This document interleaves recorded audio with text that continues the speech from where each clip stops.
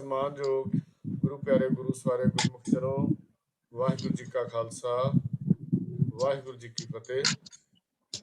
ਸਿੱਖ missionary college Ludhiana ਵੱਲੋਂ online ਗੁਰਮਤਿ class SMC ਗੁਰਮਤਿ class USA ਵਿੱਚ ਆਪ ਸਾਰਿਆਂ ਨੂੰ ਜੀ ਆਇਆਂ।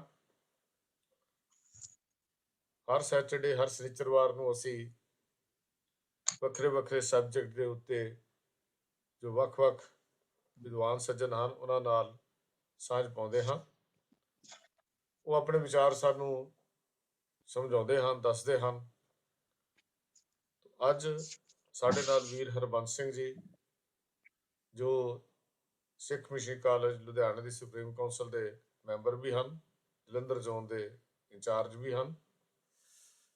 ਉਹ ਵਿਚਾਰਾਂ ਦੀ ਸਾਂਝ ਸਾਡੇ ਨਾਲ ਪਾਉਣਗੇ। ਉਹਨਾਂ ਦਾ ਜੋ ਵਿਸ਼ਾ ਹੈ ਆਸਾ ਮਨਸਾ ਸਗਲ ਤਿਆਗੈ ਜਗ ਤੇ ਰਹੇ ਨਿਰਾਸਾ। ਜੋ ਸ਼ਬਦ ਅਸੀਂ ਆਮ ਸੁਣਦੇ ਹਾਂ, ਪੜ੍ਹਦੇ ਹਾਂ, ਸੋਠ ਰਾਗ ਦਾ ਸ਼ਬਦ ਹੈ, ਹੁਕਮ ਦੇ ਰੂਪ ਦੇ ਵਿੱਚ ਕਈ ਵਾਰੀ ਆ ਜਾਂਦਾ ਹੈ। ਜੋ ਨਾਰ ਦੁੱਖ ਮੈਂ ਦੁੱਖ ਨਹੀਂ ਮਾਨੈ, ਸੁਖ ਸਨੇਹ ਅਰ ਭੈ ਨਹੀਂ ਜਾਂਕੈ, ਕੰਚਨ ਮਾਟੀ ਮਾਨੈ। ਇਹ ਪੰਕਤੀਆਂ ਉਸ ਸ਼ਬਦ ਦੇ ਵਿੱਚੋਂ ਹਨ ਜਿਸ ਸ਼ਬਦ ਦੀ ਅੱਜ ਵਿਚਾਰ ਅਸੀਂ ਜਾਂ ਜਿਹੜੀ ਵਿਚਾਰ ਵੀਰ ਹਰਬੰਸ ਸਿੰਘ ਜੀ ਨੇ ਚੁਣੀ ਹੈ।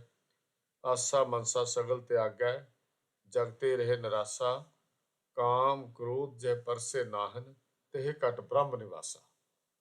ਤੋ ਵੀਰ ਜੀ ਨੂੰ ਬੇਨਤੀ ਕਰ ਰਿਹਾ ਹਾਂ, ਵੀਰ ਹਰਬੰਸ ਸਿੰਘ ਜੀ ਨੂੰ, ਕਿ ਆਪਣੇ ਵਿਚਾਰਾਂ ਦੀ ਲੜੀ ਸਾਡੇ ਨਾਲ ਆਰੰਭ ਕਰਨ, ਸਾਂਝ ਪਾਉਣ ਔਰ ਆਸਾ ਮਨਸਾ ਸਗਲ ਤਿਆਗੇ ਦਾ ਕੀ ਭਾਵ ਅਰਥ ਹਨ, ਕੀ ਵਿਚਾਰ ਹਨ ਸ਼ਬਦ ਦੇ, ਉਹ ਸਾਡੇ ਨਾਲ ਸਾਂਝੇ ਕਰਨ।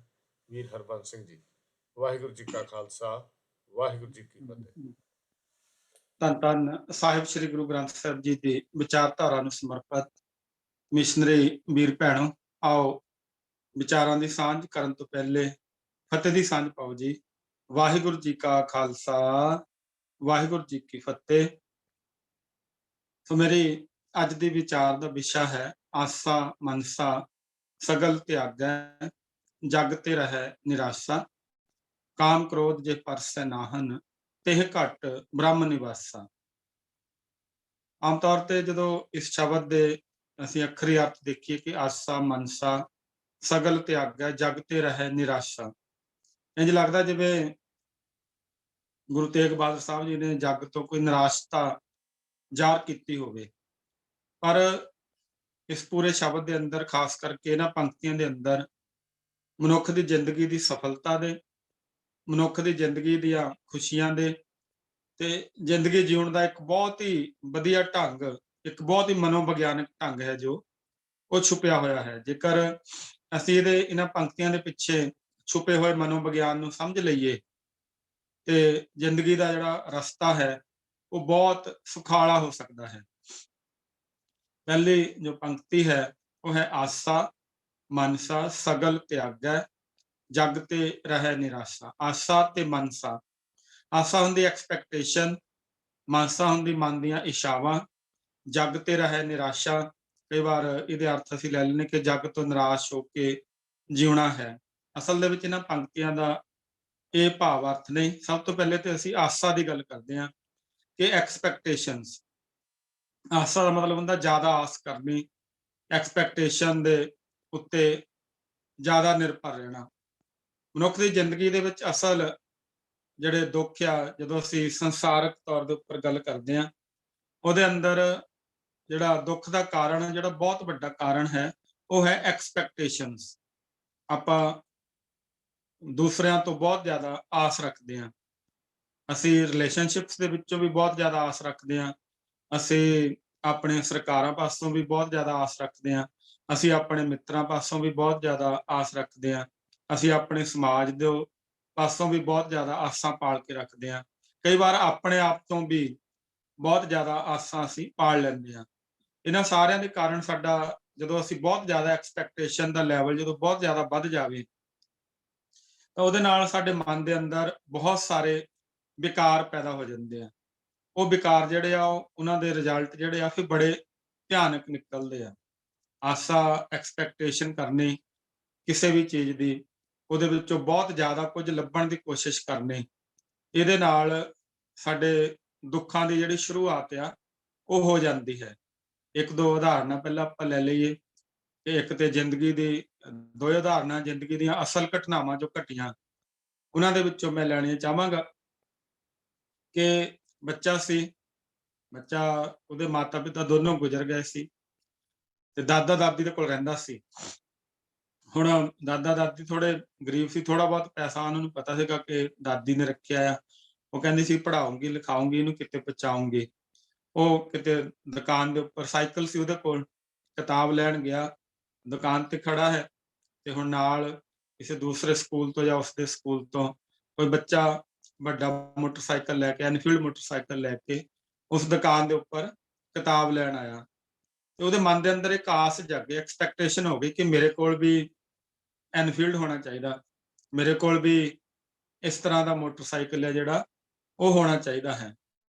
ਉਹ ਮਨ ਦੇ ਅੰਦਰ ਉਹਦੇ ਐਸੀ ਆਸ ਜਗੀ, ਐਸੀ ਐਕਸਪੈਕਟੇਸ਼ਨ ਹੋ ਗਈ ਕਿ ਉਹਨੂੰ ਆਪਣੀ ਗਰੀਬੀ ਭੁੱਲ ਗਈ, ਆਪਣੀਆਂ ਸਥਿਤੀਆਂ ਸਾਰੀਆਂ ਭੁੱਲ ਗਈਆਂ। ਉਹਦੇ ਅੰਦਰ ਜਾ ਕੇ ਉਹ ਆਪਣੇ ਦਾਦੇ ਤੇ ਦਾਦੀ ਦੇ ਨਾਲ ਰੋਜ਼ ਉਹਨੇ ਲੜਨਾ ਸ਼ੁਰੂ ਕਰ ਦਿੱਤਾ ਕਿ ਮੈਨੂੰ ਵੀ ਇੱਕ ਇਹੋ ਜਿਹਾ ਮੋਟਰਸਾਈਕਲ ਲੈ ਕੇ ਦਿਓ ਜਿਹੋ ਜਿਹਾ ਮੈਂ ਉੱਥੇ ਦੇਖ ਕੇ ਆਇਆ, ਐਨਫੀਲਡ ਦਾ ਮੋਟਰਸਾਈਕਲ ਮੈਨੂੰ ਚਾਹੀਦਾ। ਹੁਣ ਉਹਨਾਂ ਦੇ ਕੋਲ ਹਿੰਮਤ ਨਹੀਂ ਸੀ, ਉਹ ਪੜ੍ਹਾਉਂਦੇ ਸੀ ਬਹੁਤ ਔਖੇ ਹੋ ਕੇ, ਪਰ ਉਹਨਾਂ ਨੂੰ ਇੰਨਾ ਪਤਾ ਸੀਗਾ ਕਿ ਮੇਰੀ ਦਾਦੀ ਨੇ ਪੈਸੇ ਰੱਖੇ ਟਰੰਕ 'ਚ ਤੇ ਥੋੜੇ ਗਹਿਣੇ ਰੱਖੇ ਆ ਜਿਹੜੇ ਕਿ ਦਾਦੀ ਨੇ ਸ਼ਾਇਦ ਆਪਣੇ ਬੁਢਾਪੇ ਲਈ ਜਾਂ ਉਹਦੀ ਉੱਚੀ ਸਿੱਖਿਆ ਦੇ ਲਈ ਸਾਂਭ ਕੇ ਰੱਖੇ ਹੋਣਗੇ।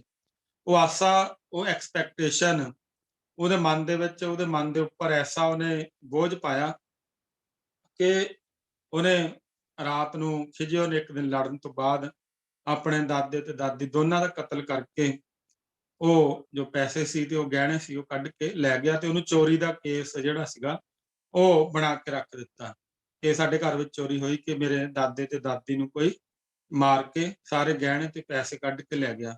ਥੋੜੀ ਦੇਰ ਬਾਅਦ ਉਹਨੇ ਜਦੋਂ ਮੋਟਰਸਾਈਕਲ ਉਹ ਜਾ ਕੇ ਲੈ ਆਇਆ ਤੇ ਫਿਰ ਪੁਲਿਸ ਨੂੰ ਸ਼ੱਕ ਹੋਣੀ ਸ਼ੁਰੂ ਹੋਈ ਕਿ ਮੋਟਰਸਾਈਕਲ ਕਿੱਥੋਂ ਲੈ ਕੇ ਆਏ, ਇਹਦੇ ਕੋਲ ਪੈਸੇ ਕਿੱਥੋਂ ਆਏ ਤੇ ਅਖੀਰ ਦੇ ਵਿੱਚ ਉਹ ਬੱਚਾ ਸੀ ਜੋ ਉਹ ਫੜਿਆ ਗਿਆ। ਹੁਣ ਇੱਕ ਤੇ ਉਹਦੇ ਦਾਦਾ ਦਾਦੀ ਦੀ ਜਾਨ ਚਲੇ ਗਈ ਇੱਕ ਆਸਾ ਦੇ ਕਾਰਨ, ਇੱਕ ਐਕਸਪੈਕਟੇਸ਼ਨ ਦੇ ਕਾਰਨ। ਉਹਦੇ ਮਨ 'ਚ ਇੱਕ ਆਸਾ ਜਾਗ ਗਈ, ਇੱਕ ਮੰਨ ਲਓ ਇੱਕ ਆਸ਼ਾ ਪੈਦਾ ਹੋ ਗਈ, ਗਲਤ ਤਰੀਕੇ ਦੇ ਨਾਲ ਜਿਹੜੀ ਆਸ਼ਾ ਸੀ ਉਹ ਪੈਦਾ ਹੋ ਗਈ ਜਿਹਨੂੰ ਉਹ ਕੰਟਰੋਲ ਨਹੀਂ ਕਰ ਸਕਿਆ, ਜਿਹਨੂੰ ਆਪਾਂ ਸਬਰ ਵਾਲਾ ਜੀਵਨ ਜਾਂ ਸੰਤੋਖ ਵਾਲਾ ਜੀਵਨ ਜਾਂ ਸਹਿਜ ਵਾਲਾ ਜੀਵਨ ਜਿਹੜਾ ਆ ਉਹ ਕਹਿੰਦੇ ਆ। ਉਹ ਤੋਂ ਦੂਰ ਸ਼ਾਇਦ ਉਹ ਬੱਚਾ ਜਿਉਂਦਾ ਹੋਏਗਾ, ਉਹ ਐਕਸਪੈਕਟੇਸ਼ਨ ਦੇ ਵਿੱਚ, ਬਹੁਤ ਉੱਚੀਆਂ ਆਸ਼ਾਵਾਂ ਦੇ ਵਿੱਚ ਟੀਵੀ ਦੇਖਦਾ ਹੋਏਗਾ, ਫਿਲਮਾਂ ਦੇਖਦਾ ਹੋਏਗਾ, ਉਹਨਾਂ ਨੂੰ ਆਪਣੇ ਰੋਲ ਮਾਡਲ ਮੰਨਦਾ ਹੋਏਗਾ, ਉੱਥੇ ਜੋ ਕੁਝ ਦਿਖਾਇਆ ਜਾਂਦਾ ਤੇ ਉਹਦੇ ਮਨ ਦੇ ਅੰਦਰ ਉਹ ਆਸ਼ਾਵਾਂ ਜਿਹੜੀਆਂ ਉਹ ਜਗ ਪਈਆਂ ਤੇ ਉਹਨੂੰ ਆਪਣੀ ਅਸਲ ਸਥਿਤੀ ਭੁੱਲ ਗਈ।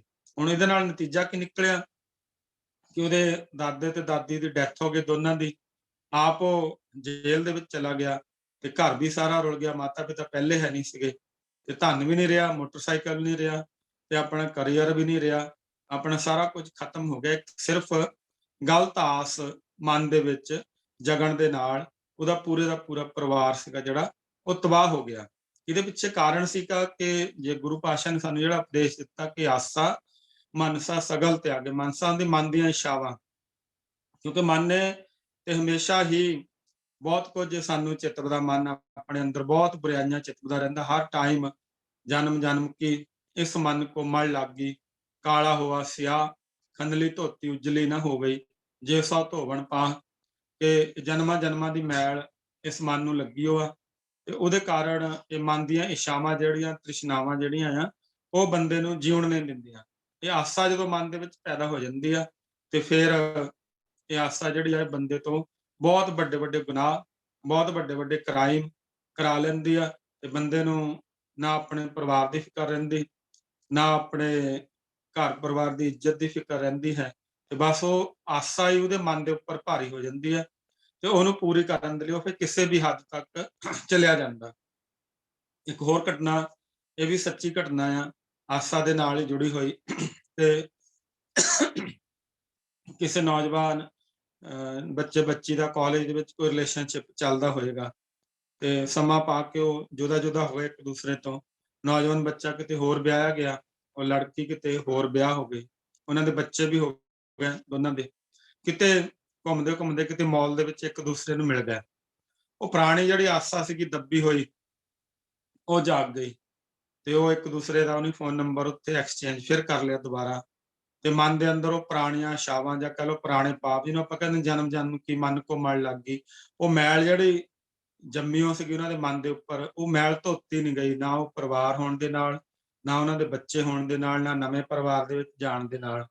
ਉਹ ਫਿਰ ਇੱਕ ਵਾਰ ਫਿਰ ਉਹ ਮਨਸਾ ਜਿਹੜੀ ਸੀਗੀ ਉਹ ਜਾਗ ਗਈ, ਤੇ ਉਹਦੇ ਨਾਲ ਫਿਰ ਉਹ ਬੱਚੀ ਨੇ ਆਪਣੇ ਮਾਤਾ ਪਿਤਾ ਨੂੰ ਨੀਂਦ ਦੀਆਂ ਗੋਲੀਆਂ, ਜਿਹੜੇ ਸੱਸ ਸਹੁਰਾ ਸੀਗੇ ਉਹਨਾਂ ਨੂੰ ਨੀਂਦ ਦੀਆਂ ਗੋਲੀਆਂ ਦੇ ਕੇ ਆਪਣੇ ਪਤੀ ਨੂੰ ਸਵਾਉਣਾ ਸ਼ੁਰੂ ਕਰ ਦਿੱਤਾ। ਕਰਦਿਆਂ ਕਰਦਿਆਂ ਇੱਕ ਦਿਨ ਗੱਲ ਇੱਥੇ ਤੱਕ ਪਹੁੰਚ ਗਈ ਕਿ ਆਪਣੇ ਬੱਚਿਆਂ ਨੂੰ ਵੀ ਉਹਨੇ ਮਾਰ ਦਿੱਤਾ, ਆਪਣੇ ਪਤੀ ਨੂੰ ਵੀ ਉਸਨੇ ਨੀਂਦ ਦੀਆਂ ਗੋਲੀਆਂ ਜ਼ਿਆਦਾ ਦੇਣ ਦੇ ਨਾਲ ਸਦਾ ਦੀ ਨੀਂਦ ਸੁਲਾ ਕੇ ਉਹਨੇ ਆਪਣੇ ਪੁਰਾਣੇ ਪ੍ਰੇਮੀ ਦੇ ਨਾਲ ਭੱਜਣ ਦੀ ਕੋਸ਼ਿਸ਼ ਕੀਤੀ, ਜੋ ਸਭ ਕੁਝ ਛੱਡ ਚੁੱਕੇ ਸੀ, ਇੱਕ ਦੂਜੇ ਨੂੰ ਭੁੱਲ ਚੁੱਕੇ ਸੀ। ਸਿਰਫ ਇੱਕ ਛੋਟੀ ਜਿਹੀ ਆਸ਼ਾ ਜਾਗ ਪਈ, ਥੋੜ੍ਹੀ ਜਿਹੀ ਉਹ ਪੁਰਾਣੀ ਮੈਲ ਸੀਗੀ ਜਿਹੜੀ ਇੱਕ ਦੂਜੇ ਨੂੰ ਦੇਖਣ ਦੇ ਨਾਲ ਉਹ ਮਨ ਦੇ ਅੰਦਰ ਜਾਗ ਪਈ, ਤੇ ਦੋਨੋਂ ਦੇ ਦੋਨੋਂ ਪਰਿਵਾਰ ਬਾਅਦ ਦੇ ਵਿੱਚ ਫੜੇ ਗਏ, ਤੇ ਦੋਨੋਂ ਦੇ ਦੋਨੋਂ ਪਰਿਵਾਰ ਸੀਗੇ ਜਿਹੜੇ ਉਹ ਤਬਾਹ ਹੋ ਗਏ। ਇਹ ਹੈ ਜਦੋਂ ਅਸੀਂ ਮਨ ਦੀਆਂ ਆਸ਼ਾਵਾਂ ਨੂੰ, ਮਨ ਦੀਆਂ ਤ੍ਰਿਸ਼ਨਾਵਾਂ ਨੂੰ ਆਪਾਂ ਕੰਟਰੋਲ ਨਹੀਂ ਕਰਦੇ। ਮਨ ਨੇ ਤੇ ਬਹੁਤ ਕੁਝ ਸਾਨੂੰ ਕਹਿਣਾ ਹੁੰਦਾ, ਮਨ ਦੀਆਂ ਜਿਹੜੀਆਂ ਮਨਸ਼ਾਵਾਂ ਆ, ਮਨ ਦੀਆਂ ਜਿਹੜੀਆਂ ਇੱਛਾਵਾਂ ਆ, ਇਹ ਤੇ ਬਹੁਤ ਜ਼ਿਆਦਾ, ਇਹਨਾਂ ਦਾ ਕੋਈ ਲਿਮਿਟ ਨਹੀਂ, ਅਨੰਤ ਆ। ਇਹਦੇ ਚਾਹੇ ਉਹ ਕਾਮੁਕ ਇੱਛਾਵਾਂ ਹੋਣ, ਚਾਹੇ ਉਹ ਧਨ ਨੂੰ ਪ੍ਰਾਪਤ ਕਰਨ ਵਾਲੀਆਂ ਇੱਛਾਵਾਂ ਹੋਣ, ਚਾਹੇ ਉਹ ਸਮਾਜਿਕ ਰਿਸ਼ਤਿਆਂ ਦੀਆਂ ਇੱਛਾਵਾਂ ਹੋਣ। ਮੈਂ ਆਪਣੇ ਸਕੂਲ ਦੇ ਵਿੱਚ ਪੜ੍ਹਾਉਂਦੇ ਹੋਏ ਇੱਕ ਗੱਲ ਨੋਟ ਕੀਤੀ ਪਿਛਲੇ 5-4 ਸਾਲ ਤੋਂ, ਕਿ ਐਲਕੇਜੀ ਵਿੱਚ ਪੜ੍ਹਦੇ ਹੋਏ ਬੱਚਿਆਂ ਦੇ, ਯੂਕੇਜੀ ਵਿੱਚ ਪੜ੍ਹਦੇ ਹੋਏ ਬੱਚਿਆਂ ਦੇ ਡੈਡੀ ਦੀ ਅਚਾਨਕ ਖਬਰ ਆ ਜਾਂਦੀ ਕਿ ਸੁੱਤੇ ਰਹਿ ਗਏ, ਉੱਠੇ ਨਹੀਂ। ਬਹੁਤ ਸਾਰੇ ਨੌਜਵਾਨ 30-35 ਸਾਲ ਉਹਨਾਂ ਦੀ, ਕਿਉਂਕਿ ਐਲਕੇਜੀ ਯੂਕੇਜੀ 'ਚ ਪੜ੍ਹਦੇ ਬੱਚਿਆਂ ਦੇ ਜਿਹੜੇ ਪੇਰੈਂਟਸ ਨੇ, ਸਾਨੂੰ ਅਫਸੋਸ ਤੇ ਵੀ ਜਾਣਾ ਪੈਂਦਾ, ਤੇ ਉਹਨਾਂ ਦੀ ਜਿਹੜੀ ਏਜ ਹੁੰਦੀ ਉਹ 30-35 ਸਾਲ ਹੁੰਦੀ ਆ। ਮੇਰੇ ਦਿਮਾਗ ਦੇ ਵਿੱਚ ਆ ਨਹੀਂ ਸੀ, ਸਮਝ ਨਹੀਂ ਸੀ ਆ ਰਹੀ ਕਿ ਆਖਰ ਇਹ ਹੈ ਕੀ, ਕਾਰਨ ਕੀ ਹੈ, ਇਹਦੇ ਪਿੱਛੇ ਕੀ, ਮਤਲਬ ਕੀ ਵਜ੍ਹਾ ਹੋ ਸਕਦੀ ਕਿ ਇਸ ਜਵਾਨੀ ਦੇ ਵਿੱਚ ਹਾਰਟ ਅਟੈਕ ਆ ਰਿਹਾ ਬਹੁਤ ਸਾਰੇ ਨੌਜਵਾਨਾਂ ਨੂੰ, ਨੌਜਵਾਨੀ ਦੀ ਉਮਰੇ। ਤੇ ਫਿਰ ਹੌਲੀ-ਹੌਲੀ ਮੈਂ ਸਰਚ ਕਰਨੀ ਸ਼ੁਰੂ ਕੀਤੀ ਸਮਾਜ ਦੇ ਵਿੱਚ ਜਾ ਕੇ, ਕਿਉਂਕਿ ਸਾਡਾ ਧਾਰਮਿਕ ਬੰਦਿਆਂ ਦਾ ਇੱਕ ਲਿਮਿਟੇਸ਼ਨ ਹੁੰਦੀ, ਦਾਇਰਾ ਹੁੰਦਾ ਕਿ ਅਸੀਂ ਆਪਸ 'ਚ ਇੱਕ ਦੂਜੇ ਨਾਲ ਵਰਤਦੇ ਰਹਿੰਦੇ ਹਾਂ। ਧਰਮ ਦੀ ਗੱਲ ਦੇ ਵਿੱਚ ਜਦੋਂ ਵਿਚਾਰ ਵੀ ਕਰਦੇ ਹਾਂ, ਜ਼ਿਆਦਾ ਆਪਾਂ ਗੁਰਬਾਣੀ ਤੇ, ਵਿਆਕਰਣ ਤੇ, ਜਾਂ ਹੋਰ ਗੁਰਮਤਿ ਦੇ ਵਿਸ਼ਿਆਂ ਤੇ। ਕਈ ਵਾਰ ਸਾਡੇ ਸਮਾਜ ਦੇ ਵਿੱਚ ਆਲੇ-ਦੁਆਲੇ ਕਿੰਨਾ ਵੱਡਾ ਪਰਿਵਰਤਨ ਵਾਪਰ ਜਾਂਦਾ, ਕਿੰਨਾ ਵੱਡਾ ਬਦਲਾਵ ਜਿਹੜਾ ਆ ਉਹ ਵਾਪਰ ਜਾਂਦਾ, ਸਾਨੂੰ ਸਾਡੀਆਂ ਨਜ਼ਰਾਂ ਤੋਂ ਓਹਲੇ ਰਹਿ ਜਾਂਦਾ। ਉਹ ਫਿਰ ਮੈਂ ਸਰਚ ਕਰਨੀ ਸ਼ੁਰੂ ਕੀਤੀ ਕਿ ਆਖਰ ਇਹਦੇ ਪਿੱਛੇ ਵਜ੍ਹਾ ਕੀ ਹੋ ਸਕਦੀ ਕਿ ਇੰਨੀਆਂ ਮੌਤਾਂ ਹੋ ਰਹੀਆਂ। ਵੈਸੇ ਵੀ ਅਖਬਾਰ 'ਚ ਪੜ੍ਹੀਦਾ ਸੀਗਾ, ਤੇ ਹੌਲੀ-ਹੌਲੀ ਸਮਝ ਆਇਆ ਕਿ ਜਿਹੜੇ ਜਦੋਂ ਇਹਨਾਂ ਦੇ ਵਿਆਹ ਹੁੰਦੇ ਨਵੇਂ, 25 ਤੋਂ 40 ਸਾਲ ਤੱਕ ਦੀ ਉਮਰ ਦੇ ਜਿਹੜੇ ਨੌਜਵਾਨ ਆ, ਇਹ ਆਪਣੇ ਰਿਲੇਸ਼ਨਸ਼ਿਪਸ ਦੇ ਵਿੱਚੋਂ ਇਹ ਬਹੁਤ ਜ਼ਿਆਦਾ ਐਕਸਪੈਕਟੇਸ਼ਨ ਕਰਨ ਲੱਗ ਪੈਂਦੇ, ਕਿਉਂਕਿ ਅੱਜ-ਕੱਲ੍ਹ ਮੋਬਾਈਲ ਦੇ ਉੱਤੇ ਵੀ ਬੜੀ ਪੋਰਨੋਗ੍ਰਾਫੀ ਆ ਗਈ, ਮੋਬਾਈਲ ਦੇ ਉੱਤੇ ਵੀ ਸਾਰੀਆਂ ਫਿਲਮਾਂ, ਮੂਵੀਜ਼ ਆ ਗਈਆਂ। ਉਹ ਉਹਨਾਂ ਮੂਵੀਜ਼ ਨੂੰ ਦੇਖ ਕੇ ਉੱਤੇ ਤੇ ਉਹ ਨਸ਼ਾ ਖਾ ਕੇ, ਜਾਂ ਕਹਿ ਲਓ, ਜਾਂ ਉਹਨੂੰ ਕਹਿ ਸਕਦੇ ਸਾਈਮੂਲੇਸ਼ਨ ਦੇ ਨਾਲ ਵਰਚੁਅਲ ਚੀਜ਼ ਨੂੰ ਰਿਐਲਿਟੀ ਬਣਾ ਕੇ ਉਹ ਪੇਸ਼ ਕਰਦੇ ਆ। ਪਹਿਲੇ ਲੋਕੀ ਗੰਦੇ-ਗੰਦੇ ਮੈਗਜ਼ੀਨ ਪੜ੍ਹਦੇ ਹੁੰਦੇ ਸੀਗੇ, ਹੁਣ ਉਹ ਮੋਬਾਈਲ ਦੇ ਉੱਪਰ ਦੇਖਦੇ ਆ, ਉਹ ਆਪਣੀਆਂ YouTube ਤੋਂ ਲੋਡ ਕਰਕੇ। ਉਹ ਐਕਸਪੈਕਟੇਸ਼ਨ ਜਿਹੜੀਆਂ ਰਿਲੇਸ਼ਨਸ਼ਿਪਸ ਦੇ ਵਿੱਚੋਂ ਉਹਨਾਂ ਨੌਜਵਾਨਾਂ ਦੀਆਂ, ਜਾਂ ਕਹਿ ਲਓ ਉਹਨਾਂ ਦੀਆਂ ਵਾਈਫ ਦੀਆਂ, ਇੰਨੀਆਂ ਵੱਧ ਜਾਂਦੀਆਂ ਕਿ ਜਿਹੜੀਆਂ ਉਹ ਪੂਰੀਆਂ ਨਹੀਂ ਕਰ ਸਕਦੇ। ਫਿਰ ਉਹਦੇ ਲਈ ਉਹ ਜਿਹੜੇ ਸਟੀਰੋਇਡ ਲੈਣੇ ਸ਼ੁਰੂ ਕਰਦੇ ਆ, ਤੇ ਐਡ ਨਾਲ ਭਰਿਆ ਪਿਆ ਅਸੀਂ ਸਾਰੇ ਮੋਬਾਈਲ ਵਰਤਦੇ ਹਾਂ, ਨਾ ਚਾਹੁੰਦੇ ਹੋਏ ਵੀ ਉਹ ਜਵਾਨੀ ਨੂੰ ਵਧਾਉਣ ਵਾਲੀਆਂ ਗੋਲੀਆਂ ਦੀ ਐਡ, ਉਹਨਾਂ ਦੇ ਤਰ੍ਹਾਂ-ਤਰ੍ਹਾਂ ਦੀਆਂ ਚੀਜ਼ਾਂ ਦੀ ਐਡ ਜਿਹੜੀ ਆ, ਉਹ ਸਾਡੀਆਂ ਅੱਖਾਂ ਮੂਹਰੇ ਆਪਣੇ ਆਪ ਹੀ ਘੁੰਮਦੀ ਰਹਿੰਦੀ ਆ। ਤੇ ਨੌਜਵਾਨ ਜਿਹੜੇ ਆ, ਉਹ ਐਕਸਪੈਕਟੇਸ਼ਨ ਉਹਨਾਂ ਦੀ ਬਹੁਤ ਹੁੰਦੀ ਆ ਰਿਲੇਸ਼ਨਸ਼ਿਪਸ ਦੇ ਵਿੱਚੋਂ, ਤੇ ਉਹ ਉਹਦਾ ਸ਼ਿਕਾਰ ਹੋ ਰਹੇ ਆ। ਉਹ ਗੋਲੀਆਂ ਉੱਥੋਂ ਮੰਗਾ ਲੈਂਦੇ ਆ, ਔਰ ਉਹ ਨਹੀਂ ਜਾਣਦੇ ਹੁੰਦੇ ਕਿ ਇਹ ਗੋਲੀਆਂ ਜਿਹੜੀਆਂ ਆ, ਇਹ ਜੇਕਰ ਜਦੋਂ ਖੂਨ ਦੀ ਗਤੀ ਨੂੰ ਵਧਾਉਣਗੀਆਂ, ਤੇ ਸਾਰੇ ਸਰੀਰ ਦੇ ਖੂਨ ਦੀ ਗਤੀ ਨੂੰ ਵਧਾਉਣਗੀਆਂ, ਤੇ ਹਾਰਟ ਜਿਹੜਾ ਆ ਓਨਾ ਖੂਨ ਪੰਪ ਨਹੀਂ ਕਰ ਪਾਏਗਾ, ਤੇ ਹਾਰਟ ਫਿਰ ਸੁੱਤਿਆਂ ਦਾ ਉਹਨਾਂ ਦਾ ਸਿੰਕ ਹੋ ਜਾਂਦਾ, ਤੇ ਬਹੁਤ ਸਾਰੀਆਂ ਮੌਤਾਂ ਸਿਰਫ ਇਹ ਸਟੀਰੋਇਡ ਦੇ ਕਾਰਨ। ਜਿਹੜੀ ਖੂਨ ਦੀ ਸਪਲਾਈ ਅਲੱਗ-ਅਲੱਗ ਅੰਗਾਂ ਨੂੰ ਵਧਾਉਣ ਲਈ ਉਹ ਗੋਲੀਆਂ ਅਸੀਂ ਖਾ ਲੈਂਦੇ ਹਾਂ, ਉਹ ਫਿਰ ਹਾਰਟ ਉਸ ਸਪਲਾਈ ਨੂੰ ਕੰਟਰੋਲ ਨਹੀਂ ਕਰ ਪਾਉਂਦਾ, ਤੇ ਉਹਦੇ ਨਾਲ ਬਹੁਤ ਸਾਰੇ ਨੌਜਵਾਨ ਜਿਹੜੇ ਆ ਅੱਜ ਵੀ ਮੌਤ ਦੇ ਮੂੰਹ ਦੇ ਵਿੱਚ ਧੱਕੇ ਜਾ ਰਹੇ ਆ। ਸੋ ਇਹਦਾ ਕਾਰਨ ਕੀ ਹੋਇਆ ਕਿ ਜਿਹੜਾ ਗੁਰੂ ਸਾਹਿਬ ਨੇ ਸਾਨੂੰ ਸਹਿਜ ਵਾਲਾ ਮਾਰਗ ਦੱਸਿਆ ਸੀ, ਜਦੋਂ ਅਸੀਂ ਲਾਵਾਂ ਲੈਂਦੇ ਹਾਂ, ਆਨੰਦ ਕਾਰਜ ਕਰਦੇ ਹਾਂ, ਉਦੋਂ ਚੌਥੀ ਲਾਮ ਦੇ ਵਿੱਚ ਸਹਿਜ ਵਾਲਾ ਮਾਰਗ ਜਿਹੜਾ ਆ ਉਹ ਆਉਂਦਾ।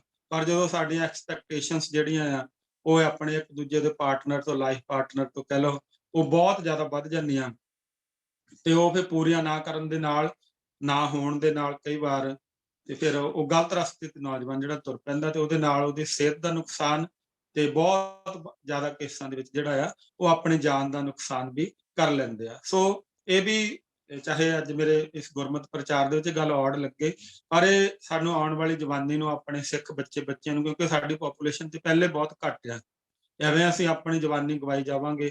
ਇਹਨਾਂ ਨੂੰ ਇਹ ਚੀਜ਼ਾਂ ਸਮਝਾਉਣ ਦੀ ਕਿਸੇ ਨਾ ਕਿਸੇ ਤਰੀਕੇ ਜ਼ਰੂਰ ਲੋੜ ਆ ਕਿ ਆਸਾ ਮਨਸਾ ਸਗਲ ਤਿਆਗੈ ਜਗ ਤੇ ਰਹੇ ਨਿਰਾਸ਼ਾ, ਕਿ ਰਿਲੇਸ਼ਨਸ਼ਿਪਸ ਦੇ ਵਿੱਚੋਂ ਵੀ ਜੋ ਗੁਰੂ ਸਾਹਿਬ ਨੇ ਸਾਨੂੰ ਸਹਿਜ ਵਾਲਾ ਮਾਰਗ ਦੱਸਿਆ, ਉਹ ਸਹਿਜ ਵਾਲੇ ਮਾਰਗ ਦਾ ਪੱਲਾ ਜਿਹੜਾ ਆ ਉਹ ਨਹੀਂ ਛੱਡਣਾ। ਜ਼ਿਆਦਾ ਐਕਸਪੈਕਟੇਸ਼ਨ ਕਰਨੀਆਂ, ਜ਼ਿਆਦਾ ਮਨ ਦੀਆਂ ਇੱਛਾਵਾਂ ਦੇ ਪਿੱਛੇ ਲੱਗ ਕੇ ਅਸੀਂ ਤੁਰੇ ਫਿਰਨਾ, ਉਹਦੇ ਨਾਲ ਅਲਟੀਮੇਟਲੀ ਜਿਹੜਾ ਆ ਨੁਕਸਾਨ ਬੰਦੇ ਦੀ ਮਾਨਸਿਕਤਾ ਦਾ, ਬੰਦੇ ਦੀ ਸਿਹਤ ਦਾ, ਬੰਦੇ ਦੇ ਸਾਰੇ ਸਮਾਜਿਕ ਰਿਸ਼ਤਿਆਂ ਦਾ, ਤੇ ਉਹ ਸਾਰਾ ਕੁਝ ਘਾਣ ਹੋ ਜਾਂਦਾ, ਉਹਦੇ ਚ ਬਚਦਾ ਕੁਛ ਨਹੀਂ। ਇੰਟਰਮੈਰੀਟਲ ਰਿਲੇਸ਼ਨਸ਼ਿਪ ਜਿਹੜੇ ਚੱਲ ਰਹੇ ਆ, ਇਹ ਵੀ ਆਸਾ ਮਨਸਾ ਵਾਲਾ ਜਿਹੜਾ ਨਾ ਪੂਰਾ ਹੋਣ ਦੇ ਕਾਰਨ ਉਹਦੇ ਵਿੱਚੋਂ ਵੀ ਬਹੁਤ ਸਾਰੇ ਪਰਿਵਾਰ ਟੁੱਟ ਰਹੇ ਆ, ਬਹੁਤ ਸਾਰੇ ਪਰਿਵਾਰਾਂ ਦੀ ਸ਼ਾਂਤੀ ਭੰਗ ਹੋ ਗਈ, ਬਹੁਤ ਸਾਰੇ ਪਰਿਵਾਰ ਜਿਹੜੇ ਆ ਉਹ ਬਰਬਾਦ ਹੋ ਕੇ ਰਹਿ ਗਏ। ਦੂਸਰਾ ਹੈ ਐਕਸਪੈਕਟੇਸ਼ਨ, ਜਿਹੜੇ ਆ ਨੌਜਵਾਨ ਵਿਦਿਆਰਥੀ ਜਿਹੜੇ ਕਰਦੇ ਆ, ਅਸੀਂ ਬੱਚਿਆਂ ਤੋਂ ਕਈ ਵਾਰ ਬਹੁਤ ਜ਼ਿਆਦਾ ਐਕਸਪੈਕਟੇਸ਼ਨ ਕਰਦੇ ਆ, ਉਹਦੇ ਨਾਲ ਆਪਾਂ ਦੇਖਦੇ ਕਿ ਸੁਸਾਈਡ ਦਾ ਜਿਹੜਾ ਕਾਰਨ ਆ, ਬਹੁਤ ਸਾਰੇ ਬੱਚੇ ਡਾਕਟਰੀ ਇੰਜੀਨੀਅਰਿੰਗ ਕਰਦੇ, ਇੰਟੈਲੀਜੈਂਟ, ਬਹੁਤ ਸਾਡੇ ਇੰਟੈਲੀਜੈਂਟ ਬੱਚੇ ਉਹ ਸੁਸਾਈਡ ਕਰ ਲੈਂਦੇ ਹੋਸਟਲਾਂ ਦੇ ਵਿੱਚ। ਤੇ ਜਦੋਂ ਉਹਨਾਂ ਦੇ ਸੁਸਾਈਡ ਨੋਟ ਪੜ੍ਹਦੇ ਆ, ਉਹ ਇਹੀ ਲਿਖਿਆ ਜਾਂਦਾ ਕਿ ਮੰਮੀ ਪਾਪਾ ਮੈਂ ਤੁਹਾਡੀਆਂ ਐਕਸਪੈਕਟੇਸ਼ਨ ਤੇ ਪੂਰੀਆਂ ਨਹੀਂ ਉਤਰ ਪਾਈ, ਮੈਂ ਤੁਹਾਡੀਆਂ ਆਸਾਂ ਤੇ ਪੂਰਾ ਨਹੀਂ ਉਤਰ ਪਾਇਆ, ਕਿਉਂਕਿ ਉਹ ਹੋ ਸਕਦਾ ਉਹਨਾਂ ਨੇ ਪੈਸੇ ਦੇ ਕੇ ਉੱਥੇ ਐਡਮਿਸ਼ਨ ਲਈ ਹੋਵੇ, ਹੋ ਸਕਦਾ ਰਿਜ਼ਰਵੇਸ਼ਨ ਦੇ ਵਿੱਚ ਐਡਮਿਸ਼ਨ ਲਈ ਹੋਵੇ, ਹੋ ਸਕਦਾ ਪਹਿਲਾਂ ਇੰਟੈਲੀਜੈਂਟ ਹੋਣ, ਪੜ੍ਹਾਈ ਤੋਂ ਉਹਨਾਂ ਦਾ ਧਿਆਨ ਭਟਕ ਗਿਆ ਹੋਵੇ, ਤੇ ਉਹ ਪੜ੍ਹਾਈ ਦੇ ਉਸ ਲੈਵਲ ਦੇ ਪ੍ਰੈਸ਼ਰ ਨਾਲ ਵੱਡੇ ਇੰਜੀਨੀਅਰਿੰਗ ਕਾਲਜ ਦੇ ਜਾਂ ਐਮਬੀਬੀਐਸ ਕਾਲਜ ਜਾਂ ਕੋਈ ਹੋਰ ਪ੍ਰੋਫੈਸ਼ਨਲ ਦੇ ਅਕੋਰਡਿੰਗ ਉਹ ਉਹਨਾਂ ਦਾ ਲੈਵਲ ਉਹ ਨਾ ਰਿਹਾ ਹੋਵੇ, ਤੇ ਅਸੀਂ ਉਹਨਾਂ ਨੂੰ ਧੱਕੇ ਨਾਲ ਐਡਮਿਸ਼ਨ ਦਵਾਈ ਹੋਵੇ ਆਪਣੀ ਐਕਸਪੈਕਟੇਸ਼ਨ ਨੂੰ ਪੂਰਾ ਕਰਨ ਲਈ ਕਿ ਸਾਡਾ ਬੱਚਾ ਡਾਕਟਰ ਹੀ ਬਣੂਗਾ, ਸਾਡਾ ਬੱਚਾ ਇੰਜੀਨੀਅਰ ਹੀ ਬਣੇਗਾ, ਜਾਂ ਉਹਨਾਂ ਨੇ ਆਪਣੇ ਆਪ ਤੋਂ ਇੰਨੀ ਐਕਸਪੈਕਟੇਸ਼ਨ ਕੀਤੀ ਹੋਵੇ, ਤੇ ਉਹ ਸੁਸਾਈਡ ਨੋਟ 'ਚ ਲਿਖਦੇ ਆ ਕਿ ਅਸੀਂ ਤੁਹਾਡੀਆਂ ਆਸਾਂ ਤੇ ਮੰਮੀ ਪਾਪਾ ਪੂਰੇ ਨਹੀਂ ਉਤਰ ਪਏ, ਤੇ ਮੈਂ ਆਪਣੀ ਜ਼ਿੰਦਗੀ ਜਿਹੜੀ ਆ ਉਹ ਖਤਮ ਕਰ ਰਹੀ ਹਾਂ। ਇਹਦੇ ਪਿੱਛੇ ਵੀ ਆਸਾ, ਦੋ ਤਰ੍ਹਾਂ ਦੀ ਆਸਾ, ਇੱਕ ਆਪਣੇ ਆਪ ਤੋਂ ਅਸੀਂ ਬਹੁਤ ਜ਼ਿਆਦਾ ਆਸ ਕਰਦੇ ਹਾਂ, ਇੱਕ ਅਸੀਂ ਆਪਣੇ ਬੱਚਿਆਂ ਤੋਂ ਬਹੁਤ ਵੱਡੀਆਂ ਵੱਡੀਆਂ ਆਸਾਂ ਲਾਉਂਦੇ ਹਾਂ। ਜੇ ਖੇਡਣ ਲੱਗ ਪਿਆ ਤੇ ਕੱਲ ਉਹ ਓਲੰਪਿਕ ਵਿੱਚ ਚਲਾ ਜਾਵੇ, ਜੇ ਪੜ੍ਹਨ ਲੱਗ ਪਿਆ ਤੇ ਉਹ ਮੈਡਲ ਲੈ ਕੇ ਆਵੇ, ਫਸਟ ਹੀ ਆਵੇ, ਭਾਵੇਂ ਸੈਕੰਡ ਦਾ ਅਸੀਂ ਐਕਸੈਪਟ ਹੀ ਨਹੀਂ ਕਰਦੇ। ਘਰ ਦੇ ਵਿੱਚ ਹੀ ਬੱਚੇ ਨੂੰ ਅਸੀਂ ਐਕਸੈਪਟ ਕਰਨਾ ਛੱਡ ਦਿੰਦੇ, ਜੇ 70% 60% ਨੰਬਰ ਆ ਗਿਆ ਉਹਦਾ ਤਾਂ ਬਿਲਕੁਲ ਅਸੀਂ ਜੀਣਾ ਹਰਾਮ ਕਰ ਦਿੰਦੇ ਹਾਂ, ਕਿਉਂਕਿ ਸਾਡੀ ਐਕਸਪੈਕਟੇਸ਼ਨ ਆਪਣੇ ਬੱਚਿਆਂ ਤੋਂ ਬਹੁਤ ਜ਼ਿਆਦਾ ਵਧਾ ਲਈਆਂ। ਅਸੀਂ ਉਹਦੇ ਨਾਲ ਅਸੀਂ ਆਪਣੇ ਬੱਚਿਆਂ ਦੀ ਜਿਹੜੀ ਜ਼ਿੰਦਗੀ ਉਹਨਾਂ ਦੇ ਅੰਦਰ ਦੇ ਜਿਹੜੇ ਪੈਦਾ ਹੋਣੇ ਸੀ ਕਵੀ, ਜਰਨੈਲ, ਖਿਡਾਰੀ, ਉਹ ਸਾਰਾ ਕੁਝ ਅਸੀਂ ਮਾਰ ਦਿੱਤਾ। ਸਿਰਫ ਸਾਨੂੰ ਇੱਕ ਉਹ ਰੋਬੋਟ ਜਿਹਾ ਅਸੀਂ ਕਹਿੰਦੇ ਕਿ ਪੈਦਾ ਹੋ ਜਾਣ, ਪੈਸੇ ਕਮਾਉਣ ਵਾਲੀਆਂ ਮਸ਼ੀਨਾਂ ਜਿਹੜੀਆਂ ਉਹ ਬਣ ਜਾਣ। ਇਹਦੇ ਪਿੱਛੇ ਕਾਰਨ ਵੀ ਇਹੀ ਆ ਕਿ ਆਸਾ, ਐਕਸਪੈਕਟੇਸ਼ਨ ਅਸੀਂ ਆਪਣੇ ਬੱਚਿਆਂ ਤੋਂ ਬਹੁਤ ਜ਼ਿਆਦਾ ਕਰਦੇ ਹਾਂ, ਤੇ ਜਦੋਂ ਪੂਰਾ ਨਹੀਂ ਉਤਰ ਪਾਉਂਦੇ ਜਾਂ ਤੇ ਉਹ ਡਿਪਰੈਸ਼ਨ ਦਾ ਸ਼ਿਕਾਰ ਹੋ ਜਾਂਦੇ ਆ, ਜਾਂ ਫਿਰ ਬਹੁਤ ਸਾਰੇ ਕੇਸਾਂ ਦੇ ਵਿੱਚ ਬੱਚੇ ਸੁਸਾਈਡ ਕਰ ਲੈਂਦੇ ਆ। ਮੈਂ ਆਦਮਪੁਰ ਪੜ੍ਹਾਉਂਦਾ ਸੀ, ਗਾਜੀਪੁਰ ਨਾਲ ਹੀ ਸਾਡੇ ਸਕੂਲ ਆ, ਉਹ ਬੱਚੀ ਦੇ ਮੈਡੀਕਲ ਦੇ ਵਿੱਚੋਂ 79% ਮਾਰਕਸ ਆਏ। ਉਹ ਜਦੋਂ ਸਵੇਰੇ ਉੱਠ ਕੇ ਦੇਖਿਆ, ਸਾਰੇ ਘਰਦਿਆਂ ਨੇ ਲੱਡੂ ਵੀ ਵੰਡੇ ਕਿ ਲੜਕੀ ਸਾਡੀ ਪਾਸ ਹੋ ਗਈ। ਸਵੇਰੇ ਉੱਠ ਗਿਆ ਤੇ ਉਹ ਛੱਤ ਦੇ ਨਾਲ ਲਟਕੀ, ਉਹ +2 ਦੇ ਵਿੱਚੋਂ। ਉਹਨੇ ਸੁਸਾਈਡ ਨੋਟ ਦੇ ਵਿੱਚ ਲਿਖਿਆ ਕਿ ਆਈ ਵਾਸ ਐਕਸਪੈਕਟਿੰਗ 88%, 79% ਨਾਲ ਵੀ ਉਹਨੂੰ ਕਿਤੇ ਐਡਮਿਸ਼ਨ ਮਿਲ ਜਾਣੀ ਸੀ, 88% ਨਾਲ ਵੀ ਮਿਲ ਜਾਣੀ ਸੀ, ਨਾ ਵੀ ਮਿਲਦੀ ਤਾਂ ਜ਼ਿੰਦਗੀ ਤੇ ਉਹਦੀ ਰਹਿਣੀ ਸੀ। ਬਹੁਤ ਸਾਰੇ ਬੰਦੇ ਦੇ ਕੋਲ ਰਸਤੇ ਹੁੰਦੇ ਜਿਨ੍ਹਾਂ ਨਾਲ ਉਹ ਜੀ ਸਕਦਾ, ਪਰ ਉਹ ਉਹਨੇ ਆਪਣੇ ਆਪ ਤੋਂ ਐਕਸਪੈਕਟੇਸ਼ਨ ਇੰਨੀਆਂ ਵਧਾ ਲਈਆਂ ਕਿ ਮੇਰੇ 88% ਆਏ ਜਾਣੇ ਆ, ਉਹ ਨਹੀਂ ਆਏ ਤੇ ਉਸ ਪ੍ਰੈਸ਼ਰ ਨੂੰ ਸਹਿ ਨਹੀਂ ਪਾਈ। ਸੋ ਬੱਚਿਆਂ ਨੂੰ ਨਾ ਸਿਰਫ ਅਸੀਂ ਪਾਸ ਹੋਣਾ ਸਿਖਾਉਣਾ, ਬੱਚਿਆਂ ਨੂੰ ਅਸੀਂ ਫੇਲ ਹੋਣਾ ਵੀ ਸਿਖਾਉਣਾ, ਕਿ ਜੇ ਫੇਲ ਹੋ ਗਿਆ ਫਿਰ ਕੀ ਕਰਨਾ, ਫਿਰ ਕਿੱਦਾਂ ਰਿਐਕਟ ਕਰਨਾ। ਤੇ ਅਸੀਂ ਬਚਪਨ ਤੋਂ ਬੱਚਿਆਂ ਨੂੰ ਇਸ ਤਰੀਕੇ ਨਾਲ ਪਾਲਦੇ ਕਿ ਅਸੀਂ ਨਾ ਉਹਨਾਂ ਦਾ ਫੇਲ ਹੋਣਾ ਆਪ ਸਵੀਕਾਰ ਕਰਦੇ ਹਾਂ, ਤੇ ਨਾ ਹੀ ਉਹਨਾਂ ਨੂੰ ਐਸੀ ਸਿੱਖਿਆ ਦਿੰਦੇ ਆ, ਨਾ ਘਰਾਂ ਦੇ ਵਿੱਚ ਨਾ ਸਕੂਲਾਂ ਦੇ ਵਿੱਚ। ਬਸ ਇੱਕੋ ਹੀ ਐਕਸਪੈਕਟੇਸ਼ਨ ਹੁੰਦੀ ਕਿ ਤੂੰ ਫਸਟ ਆਉਣਾ, ਤੂੰ ਇਹ ਬਣਨਾ ਜ਼ਿੰਦਗੀ ਦੇ ਵਿੱਚ, ਤੂੰ ਉਹ ਬਣਨਾ। ਦੂਜਿਆਂ ਨਾਲ ਅਸੀਂ ਕੰਪੇਅਰ ਕਰਦੇ ਹਾਂ, ਹਮੇਸ਼ਾ ਹੀ ਬੱਚੇ ਨੂੰ ਆਪਣੇ ਆਪ ਦੇ ਨਾਲ ਕੰਪੇਅਰ ਕਰਨਾ ਸਿਖਾਈਏ, ਆਪਣੇ ਆਪ ਦੇ ਵਿੱਚ ਵੀ ਇਹ ਗੁਣ ਪੈਦਾ ਕਰੀਏ ਕਿ ਮੈਂ ਆਪਣੇ ਆਪ ਦੇ ਨਾਲ ਕੰਪੇਅਰ ਕਰਨਾ, ਮੈਂ ਕਿਸੇ ਦੇ ਨਾਲ ਕੰਪੇਅਰ ਨਹੀਂ ਕਰਨਾ। ਐਵੇਂ ਵਾਧੂ ਦੀਆਂ ਐਕਸਪੈਕਟੇਸ਼ਨ ਨਾ ਮੈਂ ਆਪਣੇ ਆਪ ਤੋਂ ਰੱਖਦਾ, ਨਾ ਮੈਂ ਆਪਣੇ ਬੱਚਿਆਂ ਤੋਂ ਰੱਖਾਂਗਾ ਕਦੀ। ਕਾਰਨ ਕਿ ਆਪਣੇ ਆਪ ਦੇ ਨਾਲ ਕੰਪੀਟ ਕਰੀਏ ਕਿ ਜਿੰਨਾ ਚੰਗਾ ਮੈਂ ਅੱਜ ਆ, ਕੱਲ ਨੂੰ ਜਦੋਂ ਮੈਂ ਸਵੇਰੇ ਉੱਠਾਂ ਤੇ ਉਹਦੇ ਨਾਲੋਂ ਮੈਂ ਚੰਗਾ ਹੋਵਾਂ। ਮੈਨੂੰ ਦੂਜਿਆਂ ਦਾ ਕੋਈ ਮਤਲਬ ਨਹੀਂ, ਕੋਈ ਚੰਗਾ ਆ ਉਹ ਮਾੜਾ ਆ, ਮੈਂ ਉਹ ਤੋਂ ਅੱਗੇ ਲੰਘਣਾ, ਮੈਂ ਉਹ ਤੋਂ ਪਿੱਛੇ ਲੰਘਣਾ। ਮੇਰਾ ਆਪਣੇ ਆਪ ਦੇ ਨਾਲ ਕੰਪੀਟੀਸ਼ਨ ਹੋਵੇ ਕਿ ਜਿਹੜੇ ਮੇਰੇ 'ਚ ਅੱਜ ਅਵਗੁਣ ਆ, ਮੈਂ ਉਹਦੇ 'ਚ ਇੱਕ ਅਵਗੁਣ ਅੱਜ ਛੱਡ ਦਾਂਗਾ ਜਾਂ ਇੱਕ ਹਫ਼ਤੇ ਤੱਕ ਛੱਡ ਦਾਂਗਾ ਤੇ ਇੱਕ ਗੁਣ ਮੈਂ ਨਵਾਂ ਧਾਰਨ ਕਰ ਲਾਂਗਾ। ਆਪਣੇ ਆਪ ਨਾਲ ਮੈਂ ਕੰਪੇਅਰ ਕਰਦਾ ਕਿ ਜਿਹੜਾ ਹਰਬੰਸ ਸਿੰਘ ਅੱਜ ਆ, ਕੱਲ੍ਹ ਨੂੰ ਹਰਬੰਸ ਸਿੰਘ ਉੱਠਣ ਵਾਲਾ ਉਹ ਤੋਂ ਬਿਹਤਰ ਹੋਏਗਾ। ਇਹਦੇ ਨਾਲ ਫਿਰ ਜਿਹੜੇ ਮੇਰੇ ਅੰਦਰ ਦੀਆਂ ਕਮਜ਼ੋਰੀਆਂ ਆ, ਉਹਨਾਂ ਨਾਲ ਵੀ ਮੈਨੂੰ ਨਫ਼ਰਤ ਨਹੀਂ ਹੋਏਗੀ। ਮੈਂ ਆਪਣੇ ਆਪ ਨਾਲ ਵੀ ਨਫ਼ਰਤ ਕਰਨੀ ਜਿਹੜੀ ਆ ਉਹ ਛੱਡ ਦਿਆਂਗਾ। ਕਈ ਵਾਰ ਅਸੀਂ ਸੈਲਫ ਹੇਟ ਦੇ ਸ਼ਿਕਾਰ ਹੋ ਜਾਂਦੇ ਕਿ ਮੈਂ ਕੁਛ ਕਰ ਹੀ ਨਹੀਂ ਸਕਦਾ, ਮੇਰੇ ਅੰਦਰ ਕੋਈ ਗੁਣ ਹੀ ਨਹੀਂ। ਬੱਚੇ ਵੀ ਸੈਲਫ ਹੇਟ ਦੇ ਸ਼ਿਕਾਰ ਹੋ ਜਾਂਦੇ ਆ, ਅਸੀਂ ਵੀ ਸੈਲਫ ਹੇਟ ਦੇ ਸ਼ਿਕਾਰ ਹੋ ਜਾਂਦੇ ਕਿ ਮੈਂ ਜ਼ਿੰਦਗੀ 'ਚ ਕਿਤੇ ਪਹੁੰਚ ਹੀ ਨਹੀਂ ਸਕਦਾ। ਜਦੋਂ ਅਸੀਂ ਸੋਚਾਂਗੇ ਕਿ ਮੇਰਾ ਆਪਣੇ ਆਪ ਦੇ ਨਾਲ ਸਿਰਫ ਕੰਪੀਟੀਸ਼ਨ ਆ, ਮੈਂ ਜਿੰਨਾ ਸੋਹਣਾ ਅੱਜ ਆ ਉਹ ਤੋਂ ਸੋਹਣਾ ਕੱਲ੍ਹ ਹੋਰ ਹੋਵਾਂਗਾ, ਜਿੰਨਾ ਬੁਰਾ ਅੱਜ ਆ ਕੱਲ੍ਹ ਸਵੇਰੇ 24 ਘੰਟੇ ਬਾਅਦ ਜਦੋਂ ਮੈਂ ਉੱਠਾਂਗਾ ਉਹ ਤੋਂ ਘੱਟ ਬੁਰਾ ਹੋਵਾਂ। ਤੇ ਆਪਣੇ ਆਪ ਨਾਲ ਕੰਪੀਟੀਸ਼ਨ ਕਰਦੇ ਹੋਏ ਮੈਂ ਆਪਣੇ ਆਪ ਨੂੰ ਸੁਧਾਰਦਾ ਚੱਲਿਆ ਜਾਵਾਂਗਾ ਤੇ ਫਿਰ ਇਹ ਆਸਾ ਜਿਹੜੀ ਆ, ਐਕਸਪੈਕਟੇਸ਼ਨ ਜਿਹੜੀ ਦੁਨੀਆ ਨਾਲ ਕੰਪੇਅਰ ਕਰਨ ਦੀ, ਦੁਨੀਆ ਦੇ ਨਾਲ ਕੰਪੀਟ ਕਰਨ ਦੀ, ਉਹ ਮੇਰੇ ਅੰਦਰੋਂ ਘਟ ਜਾਏਗੀ ਤੇ ਫਿਰ ਮੈਂ ਜਿਹੜੀ ਆਪਣੇ ਆਪ ਨੂੰ ਨਫ਼ਰਤ ਕਰਦਾ ਆ, ਸੈਲਫ ਹੇਟ ਕਰਦਾ ਆ, ਉਹ ਫਿਰ ਜਿਹੜੀ ਆ ਮੇਰੇ ਅੰਦਰੋਂ ਖਤਮ ਹੋ ਜਾਏਗੀ। ਸੋ ਇਹ ਜ਼ਿਆਦੀਆਂ ਐਕਸਪੈਕਟੇਸ਼ਨ ਰਿਲੇਸ਼ਨਸ਼ਿਪ ਦੇ ਵਿੱਚੋਂ ਕਰਨੀਆਂ, ਕਈ ਵਾਰ ਆਪਾਂ ਦੇਖਦੇ ਹਾਂ, ਆਪਾਂ ਕੁਐਸਚਨ ਕਰਦੇ ਹਾਂ ਆਪਣੇ ਮਾਪੇ ਨੂੰ ਕਿ ਤੁਸੀਂ ਸਾਡੇ ਲਈ ਕੀ ਕੀਤਾ। ਇਹ ਕੁਐਸਚਨ ਗਲਤ ਆ। ਸਾਨੂੰ ਕਿਸੇ ਵੀ ਆਪਣੇ ਮਿੱਤਰ ਤੋਂ ਅਸੀਂ ਬਹੁਤ ਜ਼ਿਆਦਾ ਐਕਸਪੈਕਟੇਸ਼ਨ ਕੀਤੀ, ਮੈਨੂੰ 5 ਲੱਖ ਰੁਪਈਆ ਚਾਹੀਦਾ, ਮੈਨੂੰ ਮਿੱਤਰ ਤੋਂ ਆਪਣੇ ਤੋਂ ਐਕਸਪੈਕਟੇਸ਼ਨ ਹੈ ਕਿ ਉਹ 3 ਲੱਖ ਰੁਪਈਆ ਦੇ ਦੇਵੇਗਾ, ਉਹਨੇ 2.5 ਲੱਖ ਦਿੱਤਾ ਤੇ ਮੈਂ ਉਹਨੂੰ ਹੇਟ ਕਰਨ ਲੱਗ ਜਾਂਦਾ। ਮੈਂ 2.5 ਲੱਖ ਲਈ ਉਹਦਾ ਥੈਂਕਸ ਨਹੀਂ ਕਰਦਾ। ਜਿਹੜਾ 50,000 ਮੇਰੀ ਐਕਸਪੈਕਟੇਸ਼ਨ ਦਾ, ਮੈਂ ਆਪੇ ਐਕਸਪੈਕਟੇਸ਼ਨ ਬਣਾਈ ਸੀ, ਮੈਨੂੰ ਨਹੀਂ ਸੀ ਪਤਾ ਕਿ ਮੇਰੇ ਮਿੱਤਰ ਦੀ ਹਾਲਾਤ ਕੀ ਆ। ਮੈਂ ਆਪਣੇ ਆਪ ਹੀ ਆਸ ਪੈਦਾ ਕੀਤੀ, ਆਪਣੇ ਆਪ ਹੀ ਮੈਂ ਆਪਣੇ ਮਨ ਦੇ ਨਾਲ ਗੱਲ ਕੀਤੀ ਕਿ ਉਹ 3 ਲੱਖ ਤੇ ਮੈਨੂੰ ਦੇ ਹੀ ਦੇਵੇਗਾ। ਉਹਨੇ 2.5 ਲੱਖ ਦਿੱਤਾ, ਉਹ 2.5 ਲੱਖ ਦਾ ਮੈਂ ਥੈਂਕਫੁਲ ਨਹੀਂ ਹੋਊਂਗਾ। ਉਹ ਜਿਹੜਾ 50,000 ਮੈਨੂੰ ਨਹੀਂ ਮਿਲਿਆ, ਉਹਦੇ ਲਈ ਮੈਂ ਉਹਨੂੰ ਹੇਟ ਕਰਾਂਗਾ। ਉਹ ਤੋਂ ਐਕਸਪੈਕਟੇਸ਼ਨ ਜਦੋਂ ਲੋ ਰਹਿ ਜਾਣਗੀਆਂ ਤੇ ਜੋ ਕੁਛ ਕੀਤਾ ਮੇਰੇ ਅੰਦਰੋਂ ਥੈਂਕਫੁਲਨੈਸ, ਮੇਰੇ ਅੰਦਰੋਂ ਗ੍ਰੇਟਫੁਲਨੈਸ, ਉਹ ਸਾਰੀ ਖਤਮ ਹੋ ਜਾਏਗੀ ਤੇ ਮੇਰੀ ਜ਼ਿੰਦਗੀ ਜਿਹੜੀ ਆਮ ਇਨਸਾਨ ਤੋਂ ਵੀ ਥੱਲੇ ਚਲੇ ਜਾਏਗੀ, ਉਹਦੇ ਜੀਵਨ ਤੋਂ ਵੀ ਥੱਲੇ ਚਲੇ ਜਾਏਗੀ। ਮੈਂ ਸੈਲਫ ਹੇਟ ਦਾ ਸ਼ਿਕਾਰ ਹੋਵਾਂਗਾ, ਮੈਂ ਦੂਜਿਆਂ ਨੂੰ ਨਫ਼ਰਤ ਕਰਾਂਗਾ ਜਿਨ੍ਹਾਂ ਤੋਂ ਮੇਰੀਆਂ ਐਕਸਪੈਕਟੇਸ਼ਨ ਨਹੀਂ ਪੂਰੀਆਂ ਹੋਈਆਂ, ਮੇਰੇ ਮਾਪੇ ਤੋਂ ਮੇਰੀਆਂ ਐਕਸਪੈਕਟੇਸ਼ਨ ਨਹੀਂ ਪੂਰੀਆਂ ਹੋਈਆਂ, ਮੈਂ ਉਹਨਾਂ ਨਾਲ ਨਫ਼ਰਤ ਕਰਾਂਗਾ। ਮੇਰੇ ਮਿੱਤਰਾਂ ਤੋਂ ਮੇਰੀਆਂ ਐਕਸਪੈਕਟੇਸ਼ਨ ਨਹੀਂ ਪੂਰੀਆਂ ਹੋਈਆਂ, ਮੈਂ ਉਹਨਾਂ ਨਾਲ ਨਫ਼ਰਤ ਕਰਾਂਗਾ। ਮੇਰੇ ਗੁਰੂ ਤੋਂ, ਵਾਹਿਗੁਰੂ ਤੋਂ ਮੇਰੀਆਂ ਐਕਸਪੈਕਟੇਸ਼ਨ ਨਹੀਂ ਪੂਰੀਆਂ ਹੋਈਆਂ ਤੇ ਮੈਂ ਵਾਹਿਗੁਰੂ ਨਾਲ ਵੀ ਨਫ਼ਰਤ ਕਰਾਂਗਾ। 10 ਬਸਤ ਲੈ ਪਾਤਸ਼ਾਹ ਪਾਵੈ, ਏਕ ਬਸਤ ਕਾਰਨ ਵਿਖੋਟ ਗਵਾਵੈ। ਇੱਕ ਭੀਨਾ ਦੇ 10 ਵੀ ਹਿਰਲੇ ਤਾਂ ਪਾਪੀ ਮੂੜਾ ਕਿਆ ਕਰੇ। 10 ਚੀਜ਼ਾਂ ਵਾਹਿਗੁਰੂ ਨੇ ਦਿੱਤੀਆਂ, ਮੈਂ ਉਹਦਾ ਕਦੇ ਧੰਨਵਾਦ ਨਹੀਂ ਕੀਤਾ। ਇਹ ਬਰਤਨ ਨੂੰ ਪਾਣੀ ਦਿੱਤਾ ਆ, ਸਾਹ ਲੈਣ ਲਈ ਮੈਨੂੰ ਹਵਾ ਦਿੱਤੀ ਆ, ਮੈਂ ਕਦੀ ਭੁੱਖਾ ਨਹੀਂ ਉੱਠਿਆ। ਦਿਨ ਦਾ ਦੇ ਲੈਂਦੇ ਥੱਕ ਪਾਹੇ, ਜੁਗਾਂ ਜੁਗਾਂਤਰ ਖਾਹੀ ਖਾਹੇ। ਇੱਕ ਚੀਜ਼ ਮੈਨੂੰ ਪ੍ਰਾਪਤ ਨਾ ਹੋਈ ਤੇ ਉਹਦੇ ਲਈ ਫਿਰ ਮੈਂ ਵਾਹਿਗੁਰੂ ਨਾਲ ਨਾਰਾਜ਼ ਹੋ ਜਾਂਦਾ, ਮੈਂ ਗੁਰੂ ਨਾਲ ਨਾਰਾਜ਼ ਹੋ ਜਾਂਦਾ। ਫਿਰ ਮੈਂ ਕਹਿੰਦਾ ਕਿ ਮੈਂ ਨਹੀਂ ਗੁਰਦੁਆਰੇ ਜਾਣਾ, ਮੈਂ ਫਲਾਨੀ ਸਮਾਧ ਤੇ ਜਾ ਕੇ ਮੱਥਾ ਟੇਕ ਲੈਣਾ, ਮੈਂ ਫਲਾਨੀ ਜਗ੍ਹਾ ਚੱਲ ਜਾਣਾ, ਮੈਂ ਗੁਰੂ ਹੀ ਬਦਲ ਲੈਂਦਾ। ਕਾਰਨ ਕਿ ਮੈਂ ਗੁਰੂ ਤੋਂ ਵੀ ਐਕਸਪੈਕਟੇਸ਼ਨ ਰੱਖਦਾ। ਮੈਂ ਇਹ ਨਹੀਂ ਦੇਖਦਾ ਕਿ ਗੁਰੂ ਨੇ ਮੇਰੇ ਲਈ ਕੀ ਕੀਤਾ। ਸਭ ਤੋਂ ਵੱਡੇ ਭਾਗ ਗੁਰਸਿੱਖਾਂ ਕੇ, ਪਹਿਲੇ ਤਾਂ ਵਾਹਿਗੁਰੂ ਨੇ ਕਿੰਨੀ ਕਿਰਪਾ ਕੀਤੀ ਤੇ ਗੁਰਸਿੱਖਾਂ ਦੇ ਘਰ ਪੈਦਾ ਕਰ ਦਿੱਤਾ ਮੈਨੂੰ। ਮੈਂ ਬਾਣੀ ਨਾਲ ਜੁੜਦਾ, ਮੈਨੂੰ ਇੰਨੀ ਵਧੀਆ ਜੀਵਨ ਜਾਚ ਮਿਲੀ ਹੋਈ ਆ, ਮੈਨੂੰ ਕੇਸ ਮਿਲੇ ਹੋਏ ਆ, ਮੈਨੂੰ ਸਾਰਾ ਕੁਛ ਐਸਾ, ਮਤਲਬ ਜਿਹਨੂੰ ਕਹਿ ਲਓ ਕਿ ਜ਼ਿੰਦਗੀ ਦੇ ਵਿੱਚ ਜਿਹੜਾ ਆਦਰਯੋਗ, ਡਿਗਨੀਫਾਈਡ ਲਾਈਫ, ਸਿਵਲਾਈਜ਼ਡ ਲਾਈਫ, ਜਿਹੜਾ ਜੀਣ ਦੇ ਲਈ ਜੋ ਸਭ ਕੁਝ ਚਾਹੀਦਾ ਮੈਨੂੰ ਗੁਰੂ ਦੇ ਦਰ ਤੋਂ ਆਪਣੇ ਆਪ ਹੀ ਬਿਨਾਂ ਮੰਗੇ ਪ੍ਰਾਪਤ ਹੋ ਜਾਂਦਾ। ਕਿਉਂਕਿ ਬਿਨਾਂ ਮੰਗੇ ਪ੍ਰਾਪਤ ਹੋ ਜਾਂਦਾ ਕਿ ਇੱਕ ਚੀਜ਼ ਨਾ ਮਿਲੀ ਤਾਂ ਫਿਰ ਮੇਰੀਆਂ ਐਕਸਪੈਕਟੇਸ਼ਨ, ਮੈਂ ਕਹਿੰਦਾ ਗੁਰੂ ਤੋਂ ਪੂਰੀਆਂ ਨਹੀਂ ਹੋਈਆਂ। ਮੈਂ ਗੁਰੂ ਨੂੰ ਥੈਂਕਫੁਲ ਹੋਣ ਦੀ ਬਜਾਏ, ਗੁਰੂ ਨੂੰ ਗ੍ਰੇਟਫੁਲ ਹੋਣ ਦੀ ਬਜਾਏ ਫਿਰ ਮੈਂ ਗੁਰੂ ਦੇ ਨਾਲ ਨਾਰਾਜ਼ ਹੋ ਜਾਂਦਾ ਤੇ ਫਿਰ ਨਿਰਭਉ ਨਿਰਵੈਰ ਪੜ੍ਹਦਾ ਜ਼ਰੂਰ ਆ ਮੈਂ, ਪਰ ਉਹ ਨਿਰਵੈਰ ਵਾਲਾ ਸਰੂਪ ਜਿਹੜਾ ਆ ਉਹ ਫਿਰ ਮੈਂ ਆਪਣੇ ਮਨ ਦੇ ਅੰਦਰ ਨਹੀਂ ਵਸਾ ਪਾਉਂਦਾ। ਉਹ ਨਿਰਵੈਰ ਮੈਨੂੰ ਲੱਗਦਾ ਨਹੀਂ ਕਿ ਵਾਹਿਗੁਰੂ, ਮੈਂ ਸੋਚਦਾ ਵੀ ਇਹਨੇ ਮੇਰੇ ਨਾਲ ਕਿਹੜਾ ਵੈਰ ਕੱਢ ਲਿਆ, ਮੈਂ ਤੇ ਕਦੀ ਜ਼ਿੰਦਗੀ 'ਚ ਕੋਈ ਮਾੜਾ ਕੰਮ ਕੀਤਾ ਹੀ ਨਹੀਂ ਸੀ। ਹੁਣ ਸੁੱਖ ਵੀ ਆਉਣਗੇ ਜ਼ਿੰਦਗੀ 'ਚ ਚੱਲਦਿਆਂ, ਦੁੱਖ ਵੀ ਆਉਣਗੇ। ਜੇ ਮੈਂ ਐਕਸਪੈਕਟੇਸ਼ਨ ਇਹੀ ਕਰਾਂ ਕਿ ਸੁੱਖ ਹੀ ਸੁੱਖ ਦੇਵੇ ਦਾਤਾ, ਦੁੱਖ ਦੇਵੇ ਹੀ ਨਾ। ਇੱਕ ਪਲੇਅਰ ਇਹ ਆਸ ਕਰੇ ਕਿ ਮੈਨੂੰ ਪ੍ਰੈਕਟਿਸ ਕਰਨੀ ਨਾ ਪਵੇ, ਮੈਂ ਏਦਾਂ ਹੀ ਸਿੱਖ ਜਾਵਾਂ, ਉਹ ਤਾਂ ਆਪਣੀ ਜਾਨ ਨੂੰ ਦੁੱਖ ਦੇ ਕੇ ਸਿੱਖ ਹੋਣਾ।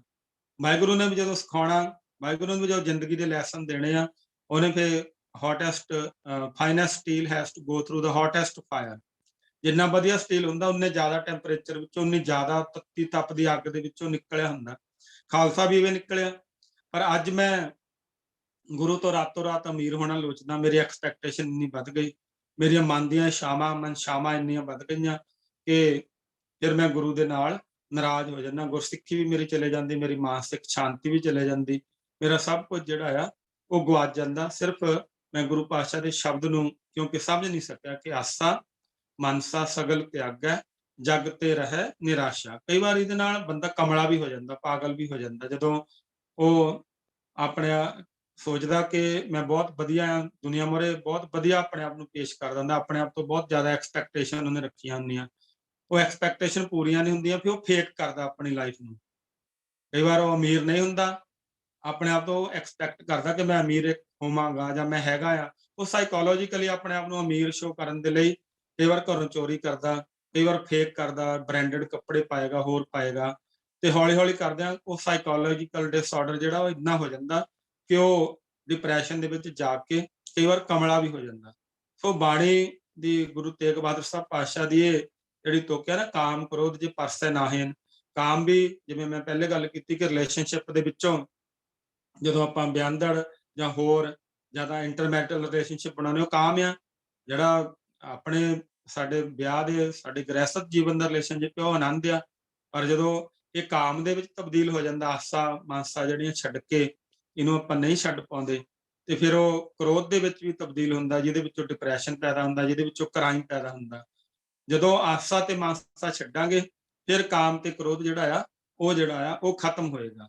ਇੱਕ ਗੱਲ ਹੋਰ ਕਿ ਜਗ ਤੇ ਰਹੇ ਨਿਰਾਸ਼ਾ, ਕਿ ਜਗ ਦੇ ਨਾਲ ਕੰਪੀਟ ਨਹੀਂ ਕਰਨਾ, ਦੁਨੀਆ ਦੇ ਨਾਲ ਮਨੁੱਖ ਨੇ ਕੰਪੀਟ ਨਹੀਂ ਕਰਨਾ, ਆਪਣੇ ਆਪ ਦੇ ਨਾਲ ਹਮੇਸ਼ਾ ਕੰਪੇਅਰ ਕਰਕੇ ਜਿਉਣ ਦੀ ਕਲਾ ਸਿੱਖਣੀ ਆ। ਮੇਰਾ ਇੱਕ ਵਿਦਿਆਰਥੀ ਸੀਗਾ, ਉਹਨੂੰ ਬੜਾ ਸੀਗਾ, ਮੈਨੂੰ ਤਾਂ ਪਤਾ ਸੀਗਾ ਕਿ ਘਰੋਂ ਗਰੀਬ ਆ, ਉਹਨੇ ਸ਼ੋਅ ਕਰਨਾ ਕਿ ਮੈਂ ਬੜਾ ਅਮੀਰ ਆ ਜਾਂ ਏਦਾਂ ਆ। ਹੌਲੀ-ਹੌਲੀ ਕਰਦਿਆਂ ਉਹ ਸਾਈਕੋਲੋਜੀਕਲ ਉਹਨੂੰ ਡਿਸਆਰਡਰ ਏਦਾਂ ਹੋਏ, ਉਹਨੂੰ ਫਿਰ ਮੈਂ ਹੌਲੀ ਸੱਜੇ ਕਰਕੇ ਦੁਬਈ ਭੇਜ ਦਿੱਤਾ। ਦੁਬਈ ਤੋਂ ਆਇਆ, ਉੱਥੇ ਕਹਿੰਦਾ ਮੇਰੇ ਨਾਲ ਇੱਕ ਬਹੁਤ ਸੋਹਣੀ ਕੁੜੀ ਦਾ ਮੇਰਾ ਰਿਲੇਸ਼ਨਸ਼ਿਪ, ਮੈਨੂੰ ਪਤਾ ਸੀਗਾ ਕਿ ਫੇਕ ਕਰਦਾ ਪਿਆ। ਇਹ ਆਪਣੇ ਉਸ ਡਿਪਰੈਸ਼ਨ ਦੇ ਵਿੱਚੋਂ, ਇਨਫੀਰੀਅਰਿਟੀ ਕੰਪਲੈਕਸ ਦੇ ਵਿੱਚੋਂ ਬਾਹਰ ਨਹੀਂ ਆ ਰਿਹਾ, ਕਿਉਂਕਿ ਇਹਨੇ ਆਪਣੇ ਆਪ ਤੋਂ ਆਸਾਂ ਇੰਨੀਆਂ ਲਾਈਆਂ ਸੀਗੀਆਂ ਕਿ ਮੈਂ ਇਹ ਕਰ ਲਊਂਗਾ, ਇਹ ਕਰ ਲਊਂਗਾ। ਫਿਰ ਉਹ ਆਪਣੇ ਜੀਜੇ ਨਾਲ ਫੇਕ ਗੱਲ ਕਰਾਈ ਜਾਵੇ, ਹੋਰ ਕੁਝ ਕਰਾਈ ਜਾਵੇ। ਐਂਡ ਦੇ ਵਿੱਚ 10 ਕੁ ਦਿਨ ਦੀ ਗੱਲ ਆ ਕਿ ਏਦਾਂ ਹੋਇਆ ਕਿ ਇੰਨਾ ਕਮਲਾ ਹੋ ਗਿਆ ਕਿ ਗਲ ਦੇ ਵਿੱਚ ਉਹ ਆਪੇ ਆਪਣਾ ਮੂੰਹ ਕਾਲਾ ਕਰਕੇ, ਆਪਣੇ ਗਲ ਦੇ ਵਿੱਚ ਆਪੇ ਜੁੱਤੀਆਂ ਦਾ ਹਾਰ ਪਾ ਕੇ ਉਹ ਗਲੀਆਂ ਦੇ ਵਿੱਚ ਘੁੰਮਣ ਲੱਗ ਪਿਆ। ਕਿ ਉਹ ਕੁੜੀ ਵਾਲੇ ਜਿਹੜੇ ਸੀਗੇ, ਉਹਨੇ ਆਪਣੇ ਮਨ ਦੇ ਅੰਦਰ ਹੀ ਇਹ ਸਾਰੇ ਤਸੱਵਰ ਕਰ ਲਏ। ਸਾਈਕੋਲੋਜੀਕਲ ਡਿਸਆਰਡਰ ਹੁੰਦਾ ਇਹ, ਆਸਾ ਤੇ ਮਾਸਾ ਦੇ ਵਿੱਚੋਂ, ਐਕਸਪੈਕਟੇਸ਼ਨ ਤੇ ਮਨ ਦੀਆਂ ਛਾਵਾਂ ਦੇ ਵਿੱਚੋਂ ਨਿਕਲਦਾ ਕਿ ਕੁੜੀ ਵਾਲੇ ਕਹਿੰਦਾ ਮੇਰਾ ਮੂੰਹ ਕਾਲਾ ਕਰਕੇ ਮੇਰੇ ਗਲ ਦੇ ਵਿੱਚ ਜੁੱਤੀਆਂ ਦਾ ਹਾਰ ਪਾ ਕੇ ਚਲੇ ਗਏ ਆ। ਤੋ ਇਹ ਗੁਰੂ ਪਾਤਸ਼ਾਹ ਨੇ ਜਿਹੜੀ ਬਖਸ਼ਿਸ਼ ਕੀਤੀ ਇਸ ਸ਼ਬਦ ਦੇ ਅੰਦਰ, ਪੂਰਾ ਸ਼ਬਦ ਜਿਹੜਾ ਅਸੀਂ ਹੁਕਮ ਆਨੰਦ, ਕਈ ਵਾਰ ਉਹਦੇ ਵਿੱਚੋਂ ਇਹ ਦੋ ਲਾਈਨਾਂ ਹੀ ਸਾਡੀ ਸਮਝ ਦੇ ਵਿੱਚ ਲੱਗ ਜਾਣ ਕਿ ਆਸਾ ਤੇ ਮਾਸਾ ਤਿਆਗ ਕੇ ਜੱਗ ਤੋਂ ਨਿਰਾਸ਼ ਰਹਿਣਾ। ਜੱਗ ਤੋਂ ਨਿਰਾਸ਼ ਇਹ ਨਹੀਂ ਕਿ ਜੱਗ ਨੂੰ ਛੱਡ ਕੇ ਚਲੇ ਜਾਣਾ, ਜੱਗ ਤੋਂ ਬੇਪਰਵਾਹ ਹੋ ਕੇ ਜੀਣਾ। ਦੁਨੀਆ ਦੇ ਨਾਲ ਆਪਣੇ ਆਪ ਨੂੰ ਕੰਪੇਅਰ ਕਰਨ ਦੀ ਕੋਸ਼ਿਸ਼ ਨਹੀਂ ਕਰਨੀ, ਦੁਨੀਆ ਦੇ ਨਾਲ ਕੰਪੇਅਰ ਕਰਕੇ ਆਪਣੇ ਆਪ ਨੂੰ ਦੁਖੀ ਕਰਨ ਦੀ ਕੋਸ਼ਿਸ਼ ਆਪਾਂ ਨਹੀਂ ਕਰਨੀ। ਜੱਗ ਤੋਂ ਨਿਰਾਸ਼ ਹੋ ਕੇ, ਜੱਗ ਤੋਂ ਬੇਪਰਵਾਹ ਹੋ ਕੇ, ਦੁਨੀਆ ਜੋ ਮਰਜ਼ੀ, ਕਈ ਵਾਰ ਸਾਨੂੰ ਇਹ ਵੀ ਬਹੁਤ ਫਿਕਰ ਰਹਿੰਦੀ ਕਿ ਦੁਨੀਆ ਮੇਰੇ ਬਾਰੇ ਕੀ ਸੋਚੂਗੀ। ਇਹ ਵੀ ਜੱਗ ਤੋਂ ਨਿਰਾਸ਼ ਹੋ ਕੇ ਜੀਣਾ ਕਿ ਦੁਨੀਆ light the world think whatever they want. ਇਹ ਉਹਨਾਂ ਦੀਆਂ ਬੰਦੇ ਦੇ ਮਨ ਦੀਆਂ ਪਰਸੈਪਸ਼ਨ ਹੋ ਸਕਦੀਆਂ ਮੇਰੇ ਬਾਰੇ। ਮੈਨੂੰ ਮਤਲਬ ਆਪਣੇ ਆਪ ਨਾਲ ਸਾਰੀ ਦੁਨੀਆ ਬੇਸ਼ੱਕ ਮੇਰੇ ਤੇ ਸ਼ੱਕ ਕਰੇ, ਪਰ ਮੈਨੂੰ ਆਪਣੇ ਆਪ ਤੇ ਸ਼ੱਕ ਨਾ ਹੋਵੇ, ਨਾ ਮੇਰੇ ਗੁਰੂ ਨੂੰ ਮੇਰੇ ਤੇ ਸ਼ੱਕ ਹੋਵੇ। ਇਹ ਹੈ ਜੱਗ ਤੋਂ ਨਿਰਾਸ਼ ਹੋ ਕੇ ਜੀਣਾ। ਸਾਰੀ ਦੁਨੀਆ ਸ਼ੱਕ ਕਰੀ ਜਾਵੇ ਮੇਰੇ ਤੇ, ਆਈ ਡੋਂਟ ਕੇਅਰ, ਪਰ ਮੈਨੂੰ ਆਪਣੇ ਆਪ ਤੇ ਸ਼ੱਕ ਨਾ ਹੋਵੇ, ਨਾ ਮੇਰੇ ਗੁਰੂ ਨੂੰ ਮੇਰੇ ਤੇ ਸ਼ੱਕ ਹੋਵੇ। ਆਪਾਂ ਜਪਜੀ ਸਾਹਿਬ 'ਚ ਪੜ੍ਹਦੇ ਹਾਂ, ਰੋਜ਼ ਪੜ੍ਹਦੇ ਹਾਂ ਕਿ ਜੁਗਤ ਡੰਡਾ ਪ੍ਰਤੀਤ, ਕਿ ਵਾਹਿਗੁਰੂ ਦਾ, ਗੁਰੂ ਦੇ ਨਾਲ ਜਿਹੜਾ ਵਿਸ਼ਵਾਸ ਆ ਉਹ ਮੇਰਾ ਬਣਿਆ ਰਵੇ। ਪ੍ਰਤੀਤ ਜਿਹੜੀ ਗੁਰੂ ਦੇ ਨਾਲ, ਵਾਹਿਗੁਰੂ ਦੇ ਨਾਲ ਮੇਰੀ ਬਣੀ ਰਵੇ। ਪਰ ਦੁਨੀਆ ਦੀ ਮੈਨੂੰ ਕੋਈ ਚਿੰਤਾ ਨਹੀਂ, ਦੁਨੀਆ ਮੇਰੇ ਬਾਰੇ ਕੀ ਸੋਚਦੀ। I have not come on earth to prove something to the world. ਮੈਂ ਦੁਨੀਆ 'ਚ ਕਿਸੇ ਨੂੰ ਪ੍ਰਭਾਵਿਤ ਕਰਨ ਲਈ ਨਹੀਂ ਆਇਆ, ਕਿਸੇ ਤੇ ਇੰਪ੍ਰੈਸ਼ਨ ਪਾਉਣ ਨਹੀਂ ਆਇਆ। ਜੋ ਮੈਂ ਹੈਗਾ ਅੰਦਰੋਂ, ਉਹ ਮੈਂ ਹੈਗਾ, ਤੇ ਜੋ ਮੇਰੇ ਅੰਦਰ ਅਵਗੁਣ ਆ ਮੈਨੂੰ ਉਹਨਾਂ ਦਾ ਵੀ ਅਹਿਸਾਸ ਆ। ਤੇ ਮੈਂ ਆਪਣੇ ਆਪ ਨਾਲ ਕੰਪੇਅਰ ਕਰਦੇ ਹੋਏ, ਜੱਗ ਤੋਂ ਨਿਰਾਸ਼ ਰਹਿ ਕੇ ਆਪਣੇ ਆਪ ਨਾਲ ਕੰਪੀਟ ਕਰਦੇ ਹੋਏ, ਜਿੰਨਾ ਚੰਗਾ ਅੱਜ ਹਰਬੰਸ ਸਿੰਘ ਆ, ਉਹ ਤੋਂ ਚੰਗਾ ਕੱਲ੍ਹ ਬਣਨ ਦੀ ਕੋਸ਼ਿਸ਼ ਕਰੇਗਾ। ਫਿਰ ਤੇ ਘੱਟ ਬ੍ਰਹਮ ਨਿਵਾਸਾ। ਹੌਲੀ-ਹੌਲੀ ਇਹ ਸਫ਼ਰ ਜਿਹੜਾ, ਇੱਕ ਅਵਗੁਣ ਆ, ਅੱਜ ਛੱਡਿਆ, ਇੱਕ ਅਵਗੁਣ ਕੱਲ੍ਹ ਛੱਡਿਆ, ਹੌਲੀ-ਹੌਲੀ ਕਰਦਿਆਂ, ਕਿਉਂਕਿ ਭੁੱਲਣ ਅੰਦਰ ਸਭ ਕੋ ਭੁੱਲ ਗੁਰੂ ਕਰਤਾਰ, ਜਿੱਦਣ ਸਾਰੇ ਅਵਗੁਣ ਦੂਰ ਹੋ ਜਾਣਗੇ, ਉਦਣ ਅੰਦਰ ਬ੍ਰਹਮ ਆ ਕੇ ਵਸ ਜਾਏਗਾ, ਉਦਣ ਵਾਹਿਗੁਰੂ ਵਸ ਗਿਆ, ਜਿੱਦਣ ਅੰਦਰ ਕੋਈ ਅਵਗੁਣ ਹੀ ਨਾ ਰਿਹਾ। ਪਹਿਲੇ ਤੇ ਮੈਂ ਅਵਗੁਣਾਂ ਦਾ ਪੁਤਲਾ ਆ, ਅਵਗੁਣ ਹੀ ਭਰਿਆ ਸਰੀਰ ਹੈ। ਇੱਕ-ਇੱਕ ਅਵਗੁਣ ਛੱਡਦੇ-ਛੱਡਦੇ ਗੁਣਾ ਕਾ ਹੋਵੇ ਵਾਸਲਾ, ਕੱਢ ਵਾਸ ਲਈ ਜੈ, ਸਾਂਝ ਕਰੀਜੈ ਗੁਣੈ ਕੇਰੀ, ਛੋੜ ਅਵਗੁਣ ਚੱਲੀਐ। ਅਵਗੁਣ ਛੱਡ ਕੇ ਹੌਲੀ ਹੌਲੀ ਇੱਕ ਇੱਕ ਕਰਦਿਆਂ ਤੇ ਘਟ ਬ੍ਰਹਮ ਨਿਵਾਸਾ, ਫਿਰ ਅੰਦਰ ਬ੍ਰਹਮ ਦਾ ਨਿਵਾਸ ਹੋ ਜਾਏਗਾ। ਫਿਰ ਵਾਹਿਗੁਰੂ ਨਾਲ ਇੱਕਮਿਕਤਾ ਹਾਸਲ ਹੋ ਜਾਏਗੀ। ਖਾਲਸਾ ਮੇਰੋ ਰੂਪ ਹੈ ਖਾਸ, ਖਾਲਸੇ ਮੈਂ ਹਮ ਕਰੋ ਨਿਵਾਸ, ਖਾਲਸਾ ਮੇਰੋ ਸੱਜਣ ਸੂਰਾ, ਖਾਲਸਾ ਮੇਰੋ ਸਤਿਗੁਰ ਪੂਰਾ। ਇਹ ਖਾਲਸਾ ਤੇ ਗੁਰੂ ਇੱਕੋ ਹੀ ਹੋ ਜਾਂਦੇ, ਫਿਰ ਅੰਦਰ ਬ੍ਰਹਮ ਦਾ ਨਿਵਾਸ, ਵਾਹਿਗੁਰੂ ਦਾ ਨਿਵਾਸ ਹੋ ਜਾਂਦਾ ਅੰਦਰ। ਇਹੀ ਅੱਜ ਦੀਆਂ ਬੇਨਤੀਆਂ। ਗੁਰੂ ਕਿਰਪਾ ਕਰੇ, ਗੁਰੂ ਸਾਡੇ ਸਾਰਿਆਂ ਦੇ ਉੱਤੇ ਮਿਹਰ ਦੀ ਨਜ਼ਰ ਬਣਾਈ ਰੱਖੇ। ਸਾਡੇ ਅੰਦਰੋਂ ਜੋ ਆਸਾ ਤੇ ਮਨਸਾਵਾਂ, ਮਨ ਦੀਆਂ ਇੱਛਾਵਾਂ, ਇਹ ਸਾਰੀਆਂ ਕਾਮ ਤੇ ਕ੍ਰੋਧ ਵਾਲੀਆਂ, ਇਹ ਸਾਰੀਆਂ ਖਤਮ ਹੋ ਜਾਣ ਤੇ ਇੱਕ ਸੋਹਣਾ ਜੀਵਨ, ਇੱਕ ਸੁਚੱਜਾ ਜੀਵਨ, ਸਤ ਸੁਹਾਣ, ਸਦਾ ਮਨ ਚਾਓ ਵਾਲਾ ਜੀਵਨ ਸਾਨੂੰ ਪ੍ਰਾਪਤ ਹੋ ਜਾਵੇ। ਬਸ ਇਹੀ ਬੇਨਤੀ ਹੈ, ਇਹੀ ਅਰਦਾਸ। ਵਾਹਿਗੁਰੂ ਜੀ ਕਾ ਖਾਲਸਾ, ਵਾਹਿਗੁਰੂ ਜੀ ਕੀ ਫਤਿਹ।